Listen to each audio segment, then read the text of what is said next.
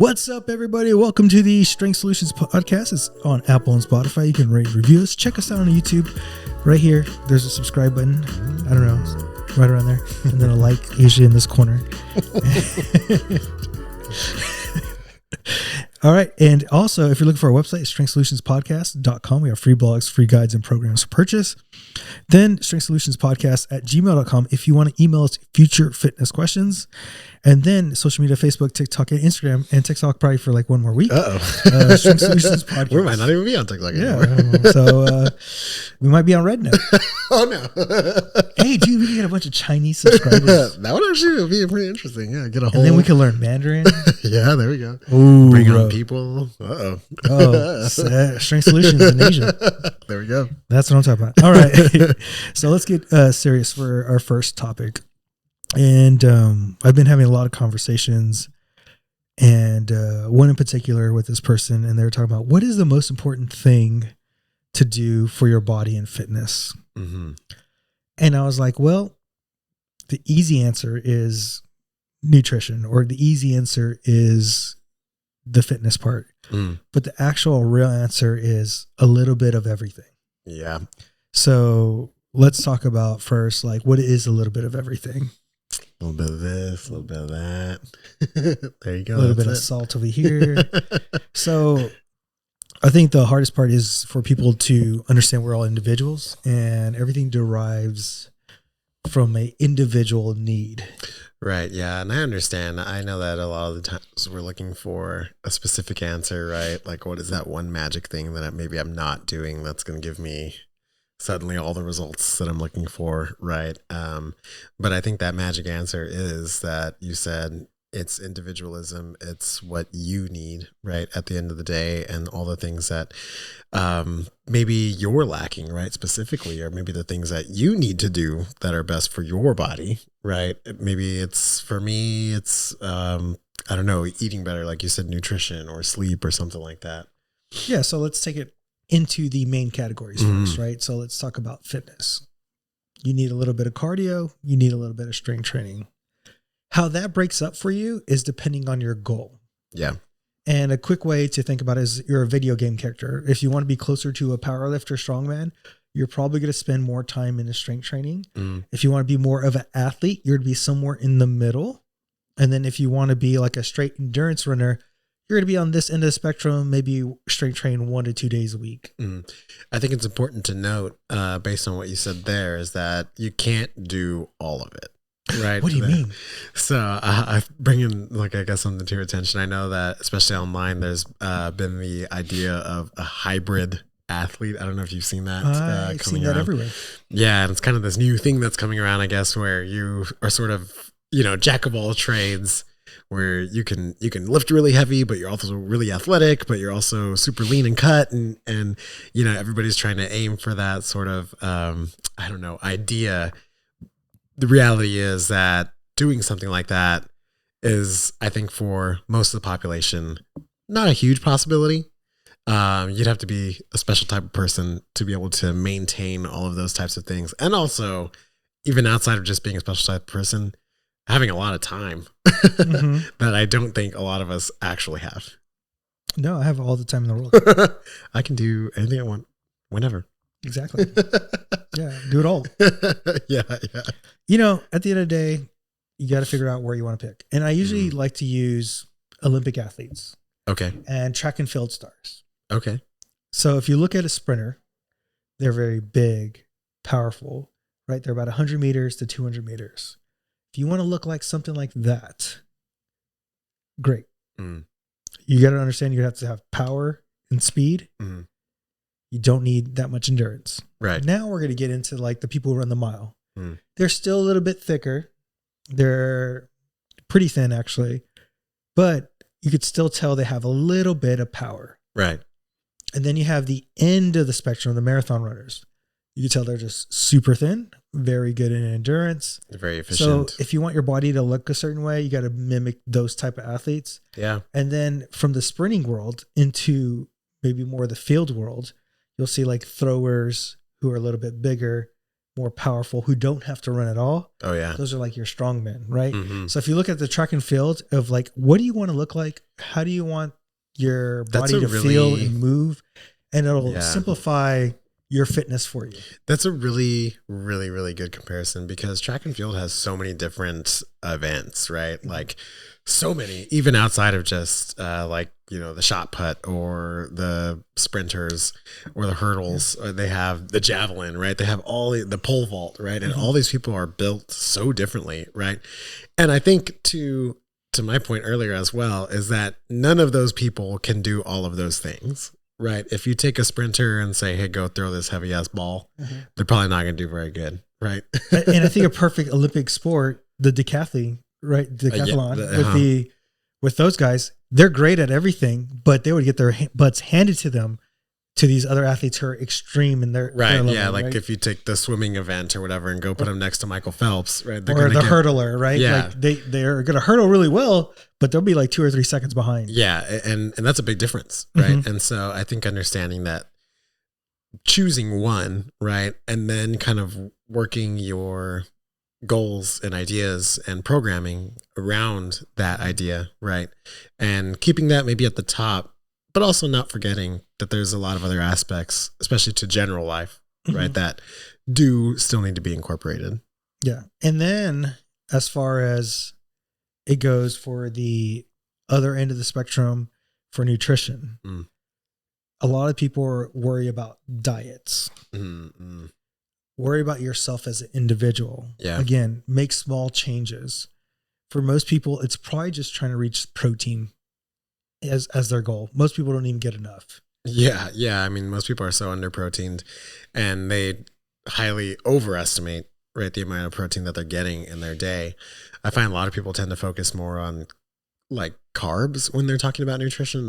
Correct. Yeah. And it's a non-essential macronutrient. Yeah. It's a non-essential macronutrient. I was talking to my brother the other day, and he was sending me some things that he remembered in the past, being told about health and fitness, because he was, listening to our podcast, the other day, and he was saying that, I was listening to your pod, and I was remembering all the times that I've been told that avocados are high in protein, or that water with lemon was a fat burner. Right? And I was like, dude, it's so funny. Like, where does that info come from? And still with like going on with other things, we're talking about like apple cider vinegar, and all people will take a spoonful of that and say, or not eating past a certain time. I can tell you where it stems from. Go ahead. It stems from doctors who don't get a lot of nutrition, who find 1 or 2 things that actually work for people. And the water and lemon may just help people with their hunger signals or whatever it was. Or maybe they actually drink more water because of it. Yeah. And all of a sudden they feel fuller and they're not eating as much. They're like, and they feel better. That must be the miracle. Yeah. Even when I talked to my friends who are physical therapists, they told me that their nutrition part of their like studying was, or I think we talked about it with them, right? When we interviewed them. Yeah. I think they told us that it was like, maybe a month's worth, throughout their entire schooling was all of that. And it's crazy how much protein affects recovery. Yeah, it's crazy how much nutrition would affect recovery, right? And so it's like you would imagine that if you're in a field where rehabilitation is your main thing, you'd get kind of more information on that. Yeah. And but I've had a client where I was like, if you don't get your protein up, we're never going to get better or feel better. Yeah, you're never going to recover, or your recovery is going to be just like so damn slow, and you're going to, hate it. Yeah. So let's talk about another pillar, the sleep pillar, right? You fix one thing in your nutrition, you fix one thing in your vision of how you want to do fitness. Now sleep, fix one thing as well. We know what time you wake up affects you, and if you're consistent. To me, the biggest bang for your buck is finding a routine. So what time do you wake up and what time do you go to sleep? The routine, I think, is so important, man. So I'll give my own like personal anecdote. So Camille has a pretty crazy work schedule. It changes often, and a lot of the times it's either very, very early or really, really late. And so right now she's going through a week where it's pretty difficult, and just having this like random sort of routine where one day I'm going in at this time, and then one day I got to sleep all day because I got to go in at night or whatever. Like, dude, it fucks you up. And And even though she's really good about getting the quantity of sleep, right? Mm-hmm. Like she's like, okay, I know I get home at this time, so I got to go straight to bed and sleep all the way till then. And she will. But it's like, dude, you just, the craziness of it and not being consistent with it and the constant changing of even waking up at night, right? And there's no sunlight as opposed to waking up or we are coming home and all of those things to make the point that with no routine, regardless of even if you're getting the quantity of sleep that you're getting, it's not going to really get you too far. Do you feel like it affects her mood sometimes? I don't know if it affects mood. I don't really feel like it affects mood, Or but just maybe not the it affects ambition to do like things? energy level is what I would say the most, which then in turn would affect all those other things, right? Makes it, you get up and you're like, man, I don't really feel like doing shit, dude. He's like, just trying to be safe guys right now. like skirting around it. No, I'm just kidding. Well, But I feel like it comes down to that, right? And I think that a lot of people kind of mix that up. The other day I saw a post from, who was it? I think it was Dysfunctional Patterns or one of those guys. And they're talking about how people on TRT will go get a test, right? And then they'll be like, oh, I'm on the low end of normal. I'm just going to go ahead and start taking TRT. Right. And he's like, look, if you're on the low end of normal, that still means that you're normal. Right. And I think a lot of people will kind of equate that to there's something else wrong with me. Right. There must be some, well, I don't know why I'm so depressed and I don't have any ambition and blah, blah, blah. Right. And it's just like, okay, well, because you work like fucking insane or you study all night and then you wake up and go to school. And really, I bet if you just had a consistent sleep schedule, you'd be like, oh, everything doesn't suck that bad. I literally had a conversation with a young man and he was like, yeah, been thinking about taking TRT and yada, yada, yada. And I was like, well, how's your routine? And he was like, oh, it's pretty good, whatever, yada, yada, yada. And then I was like, okay, what about when you did the blood work? He's like, well, I had to study for a test and it was kind of stressful. I was like, you should take your blood work again. Yeah. When it's not stressed. I really believe that if you ever go take a TRT test, like you should get tested at least twice. I would even think that maybe even 3 times would be pretty cool. And really kind of getting you at different times of day, maybe different times during the week, maybe even on separate weeks. And then getting kind of sort of an average or comparing those results and seeing, was it just that day, that you went in and you were super sleepy or you had a test that day, or you were stressed out about something, or you hadn't been working out, and it sucks because, we have a good TRT person now, but I've been to other ones and it definitely kind of, at the end of the day, it's like a business, so they're kind of just like, oh yeah, you're low. Let's go ahead and start you on a, and it's like, oh, hold on. Here's a whole stack. Yeah. It's like, I'm really making a really big decision right now. I'm not quite ready for just starting, but yeah, dude. And then the last part is social. You got to decide what end of the spectrum. If you're very social right now and you struggle with like staying alone or maybe just not going out in the weekend. Yeah. Maybe you need to make rules for yourself when you do go out. Yeah. And that's your step. Someone like me, it's like, I just don't go out. So it's not a big deal. So for your step, it might be being more social. Yeah. Right. I have a client right now, and I won't say any names because I know he listens to it. But he's been telling me that he's trying something this January, which is a little bit different outside of his normal social structure of what he does. And he was kind of remarking to me about how difficult it is to be around friends and things like that when you're not participating in the same sort of stuff that they're doing. And how he kind of like sat with himself for a second and was like, man, maybe I'm on a different like wavelength right now. Maybe I'm doing something a little bit different than my friends around me. Maybe I'm just going in a different path, or maybe I'm more focused on my health and fitness right now. And, that's a big deal for me, and maybe it's not a big deal for them. And so, like you said, I think going out, like he told me that he went out to an event that one of his friends was throwing, and after they were going to go out and keep, having fun and stuff. And he was like, yeah, I think I'm going to go home now. I think I'm done with it. And he made that rule. And we talked about it beforehand too. And I was like, maybe when it's done, dude, you just go home, and he was like, you called it, man. At the end of the night, I was like, oh, this is really that fun. I think I'm just going to go home. And he did say, he was like, it's definitely not as fun. And I was like, yeah, for sure. But as time goes on, maybe you might see that it is more beneficial, or maybe, you got to also strike that balance. right? Where sometimes you do go out and have fun and sometimes you don't. Yeah. So recently, the FDA banned red dye 3. So, I'm going to tell people why we're different. Because you're going to get a lot of people just saying what they want in their ego, and they're not going to speak nuance. And here at Strength Solutions, I'm going to give nuance to this. And the big thing is you're going to have one side that's going to say, red dye is not going to make people lose weight, so it's not a big deal. It's just a dye. And then the other side is going to say, this is incredible because this makes a huge difference and people are going to be healthier and it's going to feel better. The real answer is somewhere in between. There are some people who are affected individually by red dye more than others. Yes. So it changes behavior. This behavior could leads to more consumption, leads to someone maybe not being more active, leads to someone being active, but like thinking different things, or like a ADHD, ADD for that person. Yep.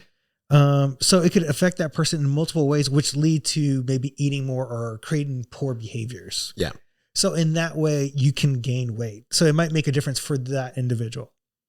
Now, for a lot of people who doesn't make an individual for, or doesn't really bother them, what it could do is not do anything, because you just got to be in a calorie deficit at the end of the day to lose a little bit of weight or fat mass. The one thing that I kind of look at in this is the visual of red dye number 3. It creates that really like bright red color, right? That you see in a lot of foods and stuff like that. So like maraschino cherries, right? They don't look like that. Hot Cheetos, right? Bunches of other foods and probably just like household products, I would imagine too, are colored with this dye. And I wonder if it'll change behavior in terms of that desire to want desire to want the food, right? The visual just kind of how it affects us, right? And go like, oh wow, that looks really good, or just eye-opening, right? Or something that you really want. Like, are they gonna find a different dye to continue that? Are they just gonna remove it completely? What is that going to look like, and how will that affect eating habits of people who are like addicted to shit has red dye in it? You know what I mean? Like Hot Cheetos, for example, or Big Red, or whatever fucking red things are out there. So they've done studies even with soda, right? You don't need the color of the brown soda, right? Yeah. But the reason it's there, psychologically, people like it better. So here's you have clear soda and it's tasting the same, but in the brain it doesn't taste the same because it looks different. Here's a really good example. This is kind of old. So I don't know if y'all remember Pepsi Crystal. I do remember that. Yeah. So Pepsi Crystal made a comeback a few years ago when I worked at Target, actually. And so we had it. And I remember trying it and I was like, damn, this tastes like if I were to close my eyes and drink it, I'd be like, yeah, it's Pepsi. Yeah. But for some reason, even if I were to open my eyes right after and drink it again, I'd be like, it's just something different about it. There's literally nothing though.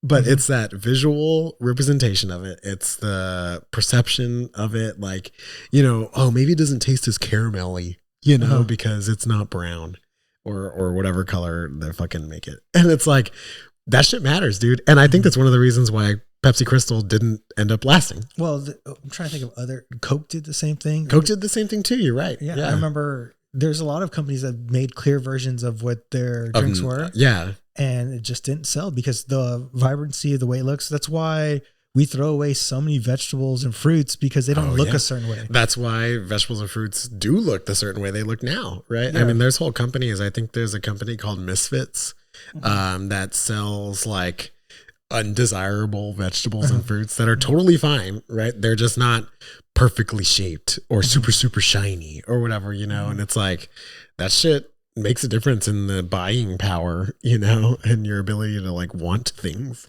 Does it make you think like America, we're too much about, instead of the substance of an item, but we don't, versus the look of an item, we want the look. I mean, dude, think about restaurants right now. It's not even about the food. It's about what is the ambiance of the place. Like, it's like the food could suck, but they're like, oh, this ambiance is amazing. How fucking Instagrammable is it, right? Yeah. I remember when Camille lived in Austin, there was this restaurant that opened up. It was called, I think it was called Te Quiero Mucho or something like that. All pink one? Yes. I know Yeah. exactly. Or taquero mucho, right? Yeah. Like taco. Yeah. And we had been to maybe 2 of them. There was one that was like a little more outdoor, and then there was one that was like really indoors. And yeah, you're right. Everything's fucking pink. You order enchiladas, the tortilla's pink. Like, you know, is it cool? I guess. Was the food like super special? Nope. No. And did it cost $25? Fuck yeah, it did. But dude, I bet that place is still there because Austin is that type of place, right? Where they want, again, the visual. I just want to see it. That's what San Antonio's turning into. Yeah. Yeah. I just want people to look at me or look at how cool this is, right? And, you know, whatever. Remember substance. Red Dye 3. Yeah. And then you saw the new Swiss food pyramid. Oh, yeah. No meat. No meat. You know what's crazy to me is they're in an area where there's no vegetation. You would think it'd be like meat at the bottom and fish. So you know what's funny? Recently I've been watching the show called Bizarre Foods with Andrew Zimmerman. It's a really it's a really old show. I know what you're talking about. But it's been popping up in my YouTube algorithm lately. And he goes to bunches of places, right? And it's really crazy because you're right on the money, dude. Like there's some places of the world where there is no vegetables. Like he was like, I think he went to Norway or something like that, or Sweden. I can't remember which one. And he was like, you go to the grocery store and like the fermented, you know, seafood is $1 a pound. And you go and you want a head of broccoli and that shit's $23. Damn. You know, and he's like, so which one do you think they're probably going to eat? You know, they're probably going to eat the fucking fish, you know? And he's like, so it's just a different life over here. They use meat for almost everything. Every single thing, dude. Oh, like they'll eat all of an animal, like the blood, the fucking everything, dude. And they'll turn it into different shit and do all this stuff. And it's crazy because I'm watching it and I'm just like, dude, the rest of the world is so different. And it's also so similar to each other, but just not similar to like America, at least. So many different places eat like fermented foods and just meat, like I said, or different types of things. Whatever's local to their environment. Whatever is local, whatever like grows there. I think I would imagine that America and maybe some other like really, really big, you know, first world countries are the only places that can like import foods from different places. So we don't really have to like grow what grows there, right?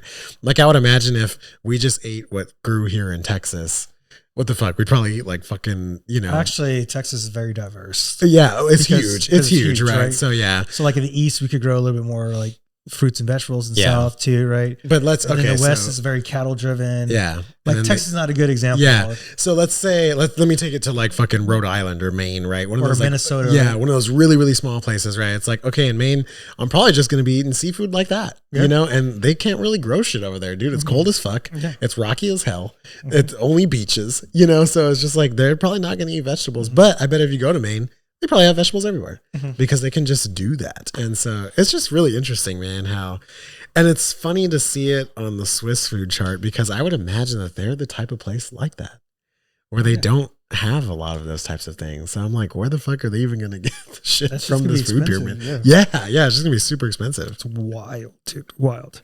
Speaking of hunger, I think I sent you recently about judges making worse and harsher decisions because their insulin response when they're hungry. Isn't that wild? They had harsher judgments when they were hungry versus when they weren't hungry. It kind of made me think because I was like, you know, I'm sure we've all been a little hangry, right? We've all been a little hangry. I know, I'm calm and cool under everything. Now I can say I've been hangry. But I wonder what the evolutionary like reason is for that. Like, why do you become less emotionally like stable when hungry? I'll give you a perfect example. Go ahead. I think people are really good at using anger to do something as a driving force. Yes. So if I'm angry and I'm hungry, I'm gonna drive to go get the animal. I'm gonna find food. I'm gonna fucking find it. Yeah. And it's just a great way. Sometimes, okay, I know you've been cleaning. And sometimes when you clean, you use anger to get through it. Oh yeah. Right? It makes it easier because I've done it. Yeah, you fucking like I can't believe this cleaning. And you're using anger, and it's hard because it's just an animal instinct of like if I use anger, it just drives you that direction. And you have like this when you're angry, you have like this tunnel, and all you could see is this tunnel. Where when you're feeling good, you see this whole world. You're like, oh wow. And then super you're like, red maraschino cherries. You're like, I'm going to go nowhere. And then I'm going to do nothing. I'm going to sit here and be happy. I'm going to get my red dye 40 for my hot Cheetos. I'm going to drink a big red. I'm going to drink a big red, eat hot Cheetos, and have maraschino cherries for dessert. I love my red dye 3. I'm red dye maxing. There's probably going to be someone on Instagram who does that. Dude, yeah, I know there's going to be a mukbang about it. You ever seen those? No. Yeah. So people just fucking eat food like crazy. So I know you sent this one to me about the 4-day work week. And that you want a 4-day work week. Wouldn't that be awesome? Yeah. You know what's crazy is I think in the study it showed 61 companies did it. 52 companies still do it. They stayed with it. And they didn't lose any productivity and their employees were happier. I just saw recently too, I forgot what company it was, but they had like a return to work sort of message that got sent out. And I think they had like some sort of open forum for all the employees to kind of I guess, voice an opinion about it for whatever reason. I don't know what the fuck they were thinking. Like people were going to be like, yay, let's go to work again. But people were fucking pissed. And they had to shut down the forum because it was like creating too much of an uproar. The problem, so like I do think you need office time and you need like stuff like that. I think that's okay. Yeah. What's crazy is the number of productivity is relatively the same as productivity when they're in the office. And sometimes even more. And even more. Right. Yeah. And if we're basing off of numbers, why are they forcing people back? Yeah. Now, I will say this. I know people who work in the office, they're like, it's just easier for us to get together and do things and you could bring up morale. Yeah. I had a client today who was like, why not like a hybrid model or something? Yeah. Yeah. I mean, I've had clients and I understand it too, right? Like sometimes I'm like, fuck, man, I don't really want to work at home, dude. Cause like, you know, people are doing other shit or my kids come in and can we do this? And, you know, and it's like, oh my God, you know, like I need to get work done. And so I do understand. I think that there's a good reason to go to work sometimes, right? Especially for super important things.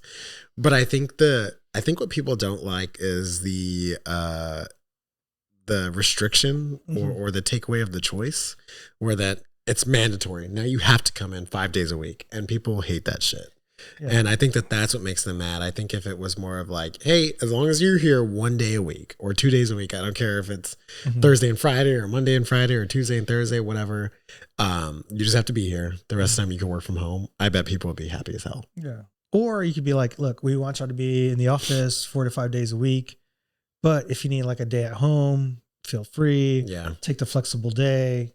It's okay. You can pick whatever day you want to be flexible on. Pretty sure people will be happier with that too. Like even if you're going 4 days a week or 3 days a week. Some people are finding that out on social media, that some places are different. Oh, we're not gonna go there. Not yet. Maybe the next episode, but not yet. We're gonna wait for this ban to happen and see what happens. What ban? I don't know what you're talking about. Okay, TikTok. It's gonna be banned in the next couple of days. They said on Sunday, which I guess when this podcast come out, it'll be the day after. It'll be banned. Yeah.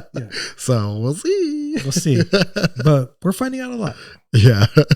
All right, let's go to the studies. And the first study is United States dementia cases estimated to double by 2060. Jesus Christ. Anticipated jump especially large for women, blacks, and those over the age of 75. Good God, dude. Double? Mm-hmm. That's insane. Insane. Yeah, in about, 25 years, close to something like that. So people are developing dementia at as young of an age as 55. Wow. You know what it tells me is, okay, I've been thinking about this lately. Is we know all these statistics. We know healthy's being good. We know eating well is helps you out with dementia. And we know too much sugar plays a role. Yet we are still having problems. The science world is failing society, right? Mm-hmm. We know plenty of data. Mm-hmm. We have plenty of knowledge. How do we create behaviors to help people? And I think a big part is people don't feel safe and secure in society today. They don't, right? I also think the ability to access information like this is difficult. I mean, we look at these articles all the time. How many of them are free? Very little, right? One of my clients was telling me today that her therapist was using a technique that they use in Australia a lot. And that come with an accent. Yeah, you have to do it. I crikey. She was telling me that apparently in Australia, they have like a really, really progressive mental health system. Mm-hmm. And all of the research and all of the techniques and all of the therapies and all of those things are published and public for free. Anybody can access all of the research that they've done for years about mental health therapy and all those things. You don't have to go and pay somebody and be told how to do it and blah, blah, blah, et cetera. You know, because half of or way more than half of the articles that we find are paid articles, right? Mm-hmm. And maybe some people just don't care, or maybe they don't have the ability to access it, or maybe they don't understand how, or whatever. They make it complex to read. Oh God, dude. I mean, like, you know, we read articles all the time, and even sometimes I read them, I'm like, hold on, I gotta go back and read that shit again, because I'm like, what the fuck are they saying? And yeah, because it's not accessible. You know, it's not accessible to, especially the people who need it, right? I mean, just look at these demographics here. People who are over the age of 75, right? So older, right? Probably don't have as good of education. Blacks, historically. Not education with technology. Education with technology, right? Blacks who are historically, right, have not had as good education. And then women as well, right? And all of these like demographics, and I bet there's even more, right? Because these are just the ones that are the largest, right? So many people who need the information cannot get the information. And so, I don't know. And the problem is, even though if you get the information, it doesn't mean you have the wisdom to apply the information. How many times have you said that, right? Where it's like, we're in the age of information, right? We have so much information. Yeah. Like we have too much information. Yeah. And just nobody knows how to apply. Nobody knows how to slow down because we've been told do this and that. And just like we talked about red dye 3, that these people are to start telling you this and these people are to tell you this. It's because they're applying from their point of view. They're not looking at the full spectrum of the item, and everything has nuance. Even if I was to clean the toilet and there was a certain stain on it and I would need a certain like cleaner or acidity level to clean it, there's so many nuances to everything you do in life that everybody wants to tell you that this is the only way to do it, right? Like, I mean, I'll give you a perfect example. Is I was asking my brother, what should I pay off first? The highest interest rate one or the one with the lowest amount? And he said, Edwin, at the end of the day, it doesn't matter. What's going to create the habit for you? If taking out the lowest one, even though it's not your highest interest rate, starts snowballing and making you psychologically happier, then you can pay that one off, and then it'll get you to pay the other one off, and then get you to pay the other one off. I've never thought of finances like that. And then on the top end of it, if you pay the highest interest rate, you're going to pay less over time on interest. But if that doesn't work for you, because you don't see the number happening. You don't see the result. You're just going to stop, and then you're not going to go. It's like when we talk about fitness and health. Oh, you look at, you see this weight number, and you don't see it change, but you're not checking out your clothes. You're not checking out your inches. You're not checking out your strength. How you feel. What your energy level's like. And all you see is this weight, then you're going to quit. You have to have multiple things to look at, and you got to figure out what works for you. Yeah. At the end of the day. All right, let's go to the second one. There's a discovery of a new skeletal tissue for regenerative medicine potential. International research team has discovered a new type of skeletal muscle that offers great potential for advancing regenerative medicine and tissue engineering. Isn't that insane? This is cool. Yeah. And it was like in the ear. Did you read it? Oh, it was in the ear. Lipocartilage. I can't remember the name of it, but it was so cool because they could take that cartilage and put it like in your ACL, MCL, and it worked just great. That's insane, dude. I know that some of the areas of the body that regenerate the quickest are like your tongue. I think I've heard the same thing about like the cartilage in the ear and stuff like that. And that's insane, dude. And it's also kind of goes back to like the age of information, right? Like where it's like, we're always finding out new shit all the time, dude, you know, especially even about the human body and stuff like that. But I mean, that's awesome, especially I think because it gives us another option beyond things like stem cells and stuff like that, which morally and ethically people have a huge issue with. I bet if we can kind of harness this a little bit better and learn how to use it, it's less, it has less social barriers. And what was cool about the tissue, it's a fat, but it's the one area of fat that doesn't get any bigger. So you can eat more, and this area is not going to get fat because it's a lipo, right? Fat driven. And then when you attached it, what was cool when you read the article was because it could be sturdy or flexible, right? That it acted like a ligament. It's wild. It's cool as hell, man. Cool. Can All I right. hear things with my ear, with my knee. You hear the knee go. So, what'd you say? Yeah, I heard that little secret over there. You have your leg. You have your leg way over there on the side. You got your foot in the door. Yeah. I hear you. All right, let's get to our 4 fitness questions. The first one is, how do I avoid lead in protein supplements? I wonder who asked you that question. It was one of my clients, and this was a good conversation because we were talking about supplements. And she is a person who I actually recommend supplements to a lot. Now, normally I wouldn't do that, right? So you're probably wondering why this person, because culturally and also religiously, I believe eating things that are high in protein is difficult. So I'm assuming vegan or vegetarian. Yep. Yes, exactly. Or, and also having certain types of meats is prohibited. They cannot have them. So it limits their diet, right? And now if you're working out, trying to build muscle, etc., well, you're still going to need protein. And it becomes difficult, right? Especially for women. And if you can't eat red meat or things like that, you're missing out on things like creatine, etc., stuff like that. So in her case, having a supplement is pretty beneficial, just based on those things, because those are things that I can't change, right? This is just the way it is. And so she was telling me the other day, she was like, oh my God, I was online and I was looking at stuff, online. Here we go.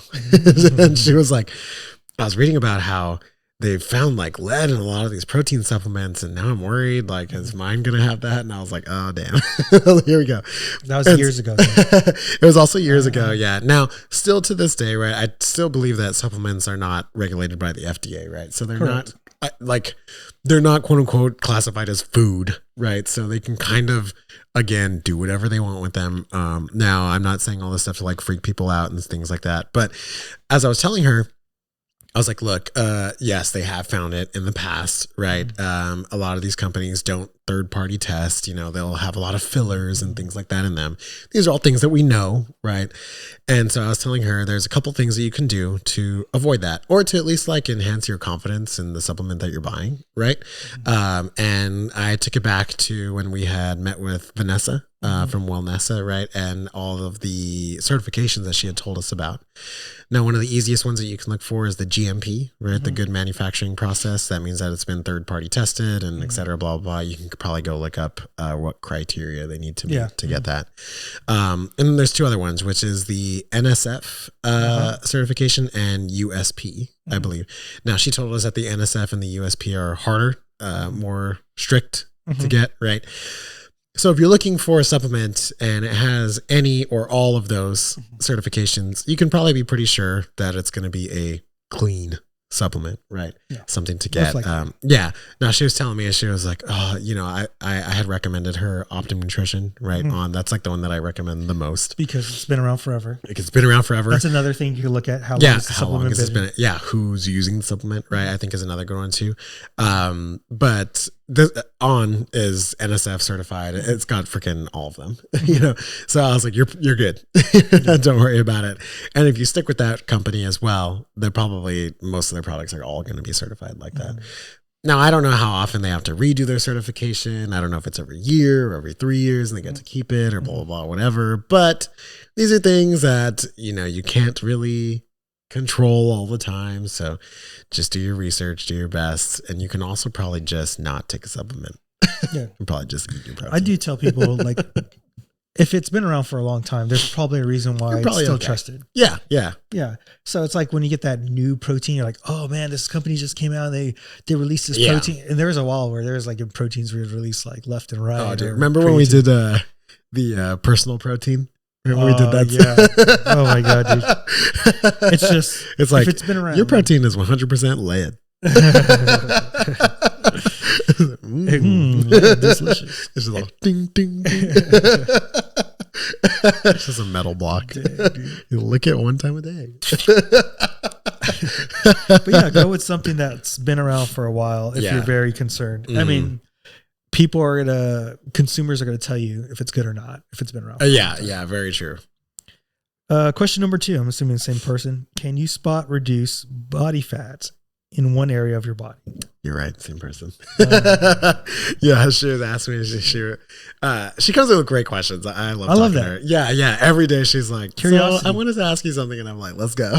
So, and it also is just really entertaining to like have conversations and stuff. But she was like, is it possible to reduce fat in a body area? Right? I mean, how many times have we heard this, been told this? It's like the oldest thing in the book, you know? And this is what I told her. I was like, look, I cannot spot reduce body fat. Mm-hmm. That's impossible. It is. What you can do though, is you can target an area to grow muscle, right? I can spot grow, right? Yeah. Mm-hmm. And I was like, what that's going to do is now let's say the same amount of body fat stays in the area, right? But you're going to have a more defined area over time, right? You may feel some of that, you know, I hate saying it, I guess, but like tightness right around the area that you'll like. Yeah. You know, I was telling her, for example, right, how many of your clients have ever come in and been like, how do I get rid of this? How do I do that? Every time I tell the same thing. Do more tricep exercises. How about you fucking do some bench press? And I was like, so I took the triceps, for example, right? And I was like, I cannot reduce the amount of fat around the tricep. I just can't. There's no fucking way. There's no wrap, or there's no pill, or there's no nothing. But we can build the tricep. And that's going to eliminate how much of that kind of... And the word everybody uses is jiggling, right? Around that area. So that's a possibility, right? But if you're going to go buy something to spot reduce fat around the waist or something like that, your money is better well spent on a gym membership or on some, you know, on some nutritious food or something. Yeah. And that's going to get you the look and appearance faster than any product that they're going to try and sell you. I think a big part, let's say you want like the triceps too, and your body percent fat doesn't change, but everywhere else it does. Maybe you need to look at like, do I have a hormone problem? Yeah, right. Yeah, I mean, if that's like, if it's to that extent, you know, you might have a different issue.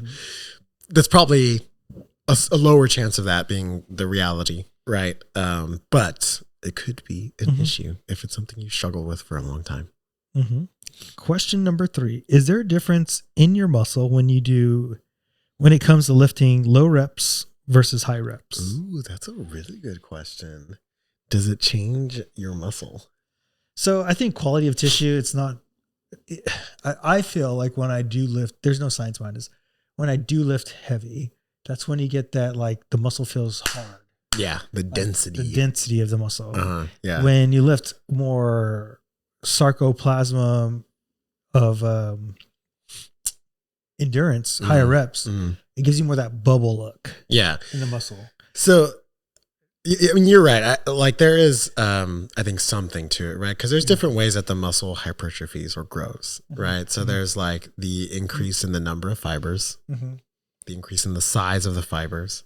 And then, like you said, the sarcoplasm, right, where it just kind of fills with fluid, right? And that's kind of where you get that muscle pump look type thing, right? And that doesn't really last as long as the other types.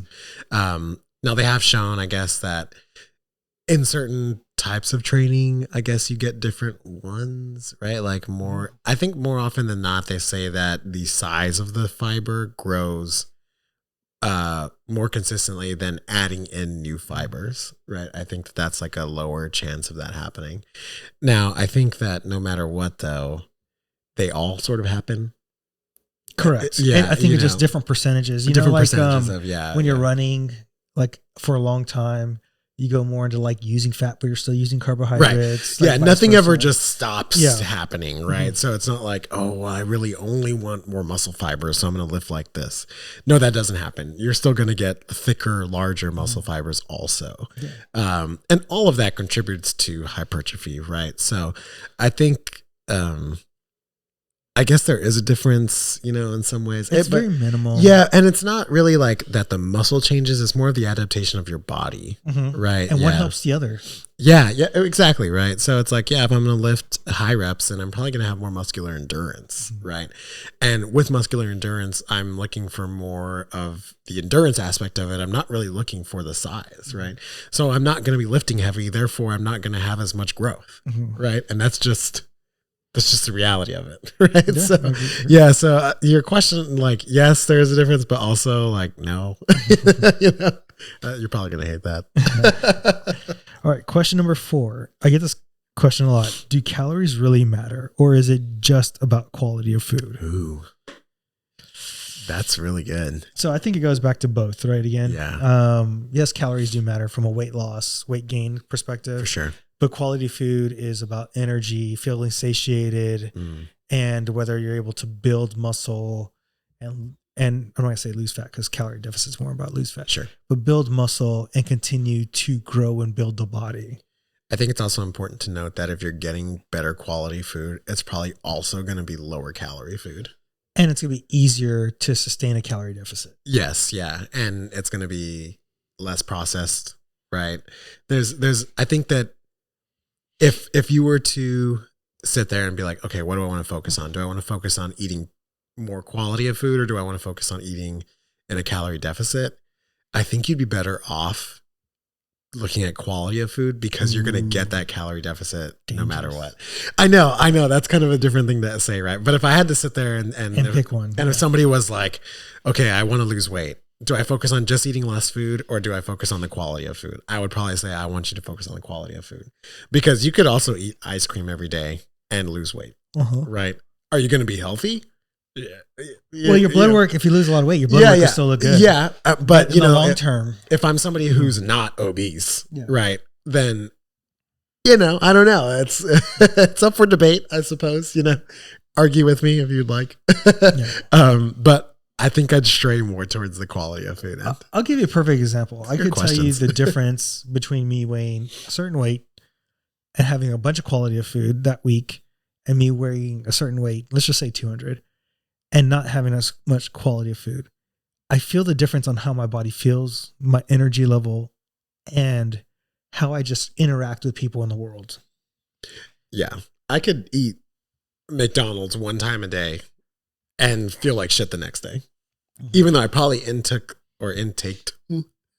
less calories than I would have if I had quality food for every meal of my day, right? And probably had more calories, more protein, etc. But just because of the type of food that I ate, I just feel like shit. That's just it. All right. He said that's just it. All right, guys, you can find us on Apple and Spotify. You can rate and review us. Check us out on YouTube. Leave a comment down below. Subscribe, like, hit us up. Then our website is strengthsolutionspodcast.com. Free blogs, free guides, and programs for purchase. Strength Solutions Podcast for TikTok, Facebook, and Instagram. I'm Strength Solutions Edwin. I'm Strength Solutions Nathaniel. Until next time, guys, what? Deuces.